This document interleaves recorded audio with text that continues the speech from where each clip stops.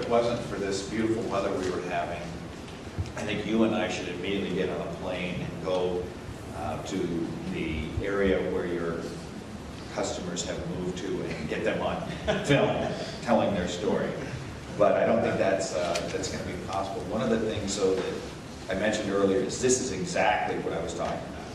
If you can, again, this is always subject to patient privacy issues and that, but that story is exactly what I need to go back and be able to talk about. So it's not just some abstract policy and some business that might benefit from a change in the regulation. It's putting a human face on why this is an impractical working relationship. And we can help with that. Yeah. Well, we're going to have our audit identified. And in that same situation, Julie, with the April 1st clarification, she has no idea with sending that concentrator out there how she can even bill for a concentrator. If it was over the 5-year reasonable lifetime, and they're saying she can bill again, there's no clarification with how she is going to get paid.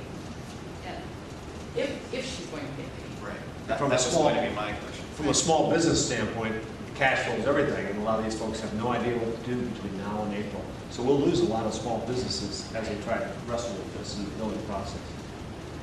Well, So you're telling everybody from January till April, you can't bill anything oxygen-wise because we have no idea how it is you're going to get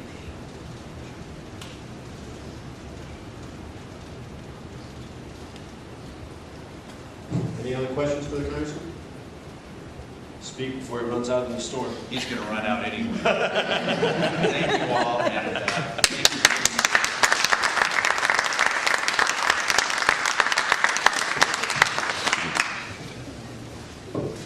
Thank you, Congressman.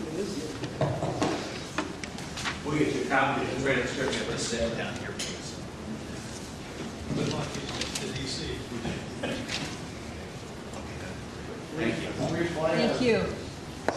Well, I always try to fly out of Waterloo, but who knows? Thank you, Congressman. Well, we appreciate Congressman taking time out of his busy day, and Karen bringing him into this weather and hopefully getting back with this weather. Thank you very much again for coming.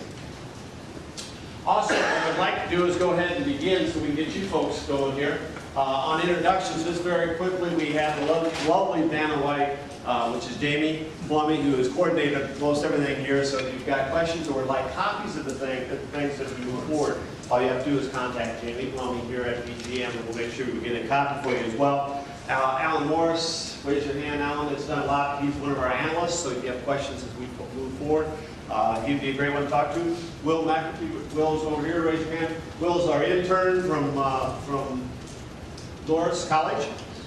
So he's been working with us as well. And then Matt Johnson from Foreman is in the back, who's doing all the filming. So you'll be able to go on the website if you missed something and you wanted to make sure it was there, or prove to your boss that you were here, you can do that. So we'll have that listed on the website for you. As far as goals and discussions, how we plan to go forward, what did I do there? Didn't take you long to screw that up. It was pretty quick. Goals and discussions, we'll go through the procedures for the discussion, and also, of course, the questions themselves. Really, the goals are pretty succinct as far as what we hope to accomplish and forward this on to the transition team and those dealing with the health care. Is to discuss healthcare reform, our concerns in order to draft a submission to the transition health policy team, to use the process to do this with respect, empowers all the attendees, and to identify stories that exemplify our healthcare concerns, as we just heard with the Congressman. So those would be the basic goals as we move forward. We're not going to come to a consensus while we're here. What we want to do is hear your ideas. We'll put that together, forward that on to the transition team. They'll take that from the numerous other healthcare forums that are going on and say, okay, we heard a lot about this and we heard a lot about that, and try to pull that all together. Just general housekeeping that everybody's conformed to is turn off your cell phones, be courteous to others when speaking, engage in a discussion, or while putting forth your ideas and others have ideas. I don't think we're going to have a problem with that. Also, the bathrooms are right out this door to the back there. If you need anything, we've got plenty of coffee and water and donuts and good things in the back. So please take advantage of that. We welcome the good congressman. So let's go on to discuss the questions. And what we have is Van is going to work our board up here. So if you have ideas, let us know.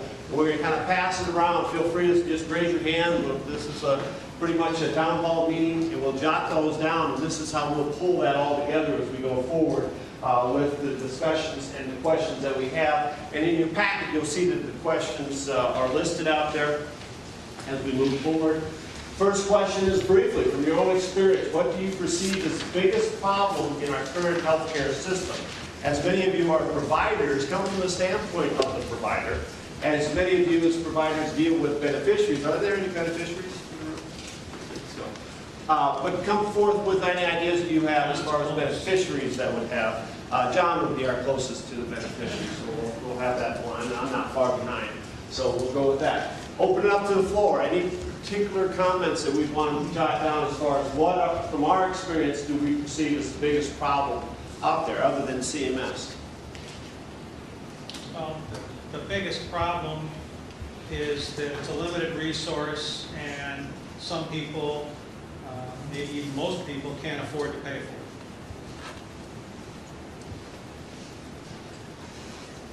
Limited resource.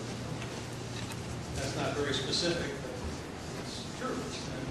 Well, from that standpoint, you're exactly right. The government's going to have to grapple with how they're going to continue to pay for Medicare as baby boomers expand as a number, and the payers, if you will, those who are employed and paying out their paychecks, shrinks. So how do they continue to expand the entitlement while at the same time not try to crunch the employee? So yes, it is very much a limited resource. Any other comments that would go on there? Yes, ma'am. As a consumer of healthcare, I recently had surgery. I was in the hospital for about 22 hours. I was told at 4:15 in the morning that I could get up and go home.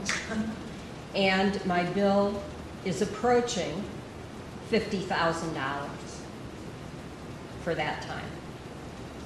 Cost. Cost. Overall cost. And if you did not have health care, I don't know what would I have done. what would you have done? Exactly right. From a provider standpoint, what are the problems that you face?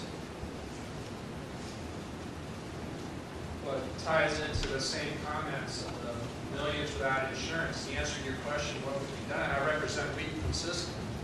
If you're 400% poverty or less, we provide free care. Self-pay discounts, uninsured, uncompensated care. It adds up to tens of millions of dollars right here locally.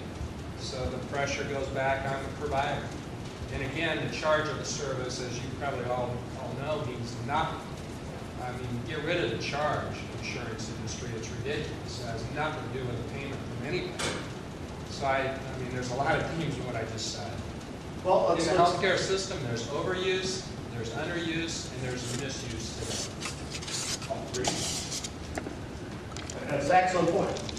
The other part of that is the cost shift. Because you are insured, the other person coming in uninsured, you're picking up the cost of the uninsured. So there's that cost shift that's in the system where those who can afford or have insurance are picking up the cost of those who cannot.